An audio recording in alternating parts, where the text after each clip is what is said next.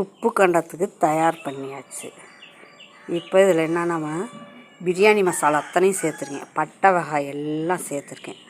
என்னென்னா நம்ம பிரியாணிக்கு சேர்ப்போமோ அத்தனையும் சேர்த்துட்டு எக்ஸ்ட்ரா மிளகும் ஜீரகம் சேர்த்துருக்கு, மஞ்சத்தூள், உப்பு எல்லாம் போட்டு நல்லா கழுவிட்டு தண்ணியை வடிய வச்சுட்டு மஞ்சத்தூள், உப்பு, இந்த பட்டை வகை, இஞ்சி பூண்டு பேஸ்ட்டு எல்லாத்தையும் ஒன்றா போட்டு இப்படி பரந்த தட்டில் போட்டு நல்லா பிசையணும்.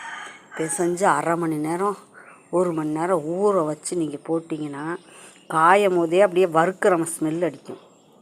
வறுத்தா அதோட ஸ்மெல் அடிக்கும். நல்லாயிருக்கும். சாப்பிட அவ்வளோ ஒரு டேஸ்ட்டாக இருக்கும். நம்ம பருப்பு சாம்பார், ரசம் இந்த மாதிரி வச்சு சாப்பிடும்போது, புளிக்குழம்பு இது மாதிரி வறுத்து வச்சு சாப்பிட்டாக்கா அவ்வளோ ருசியாக இருக்கும். நல்லா டேஸ்ட்டாக இருக்கும். சும்மா உப்பு மஞ்சத்தூளும்